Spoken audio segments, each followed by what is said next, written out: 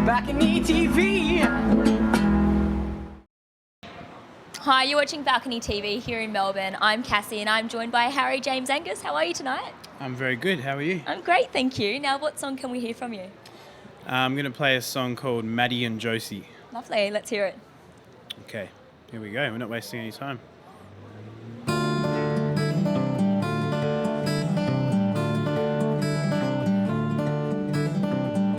Matty saw Josie on a Tuesday.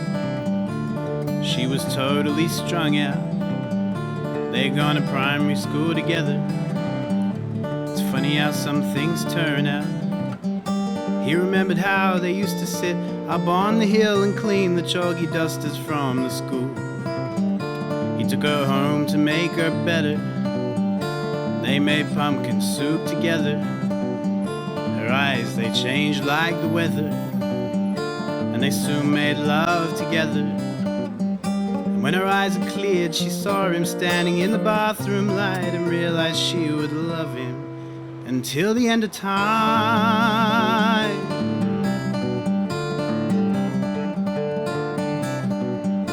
Matty worked down at the meatworks with all the pigs and all the blood. Sometimes the smell of death follows him home, and sometimes he dreams of the flood. But he would wake to find that golden face asleep beside his pillow, and he thought that he might love her until the end of time.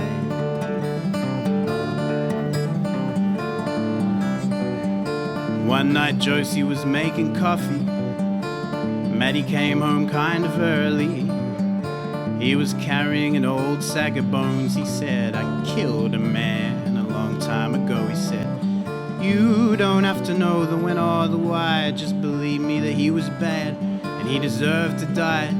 I buried him down by the riverside a long time ago, but now they're building those new movie studios, so I had to dig him up. I'm gonna put him in the yard, and you can't tell anybody, babe. I know that this is hard, but you can't tell anybody if you love me. You can't tell anybody if you love me."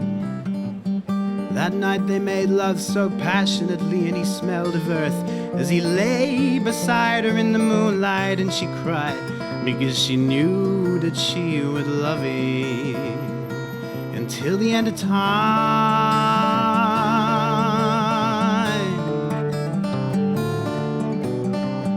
Next day Josie went to the policeman. She said, "My boyfriend, he's killed a man." She said, "He's buried in our garden." They said, "You're doing the right thing, ma'am." They went around to Matty's house with picks and shovels. Josie felt that hard old desert wind coming down the line.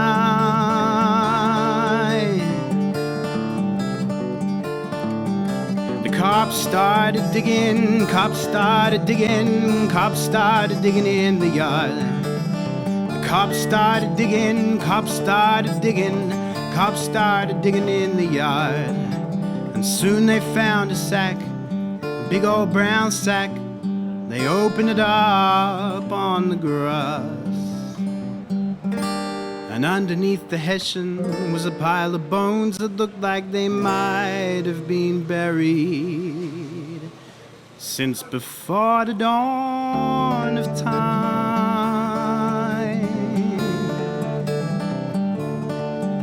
But they weren't human bones, they were pig bones.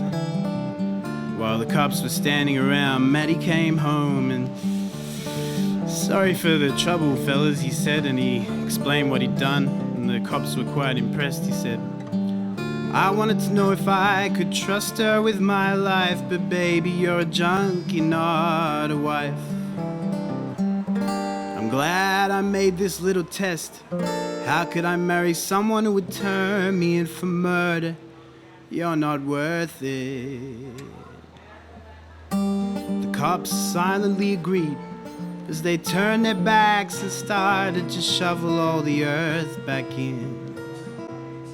And Matty hung his head in sadness, 'cause he knew now that the person that he loved was not this person.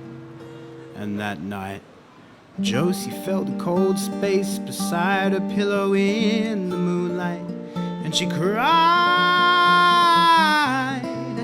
because she knew that she would love him until the end of time.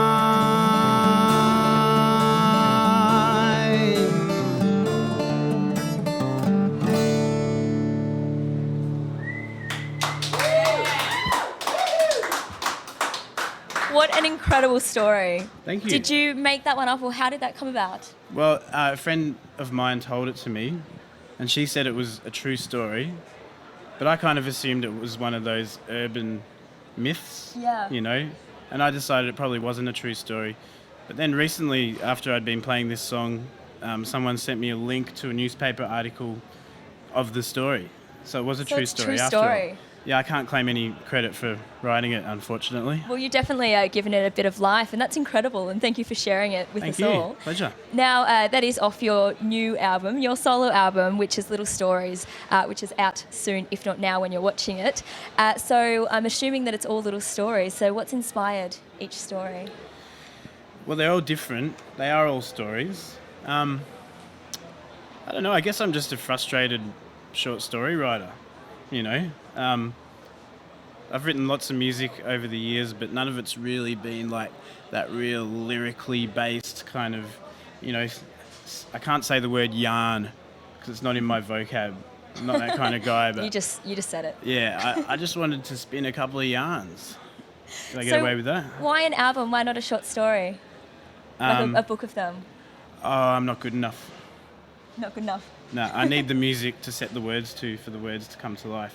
It's like even someone like Nick Cave, or maybe Nick Cave's good enough, but most people, if you set the lyrics in their booklet and just printed them out in a book, it wouldn't be such a great book. But, you know, just a few notes on the side, I think, helps give it that extra edge that it needs. I agree, and it is a good album, so thanks for doing it.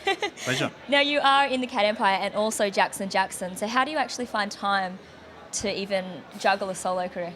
Well, I wouldn't necessarily call it a career at this stage. I mean, it's not like the big production, you know. It's just a beautiful little recording that I'm really happy with, and yeah, I'd play quite a few gigs here and there, but I mean, it's just so simple.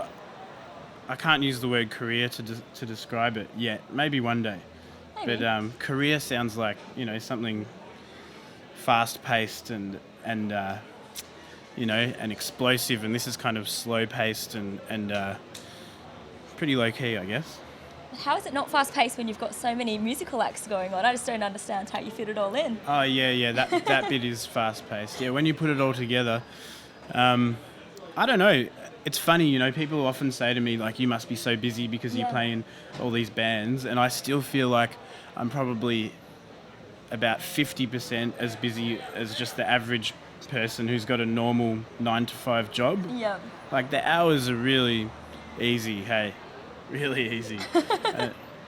And you are a natural at it as well. You are a natural talent, so thank you so much. Thanks. Pleasure. And this was a beautiful performance. I recommend for you all to check it out live. Where can people find out more or find out about some shows coming up? Well, what I've done is I've created an electronic list of my gigs. I've put them on the internet on a thing called the Facebook. The Facebook, right? And yeah, they're all up there. I'm doing a Christmas show soon, which will be fun. I think I'm going to try and rework a few Christmas carols, make them a little bit darker, maybe. Nice. Black Santa, I like it. Yeah, exactly. Awesome. And make sure you do check out the Facebook, and you're watching Balcony TV. BalconyTV.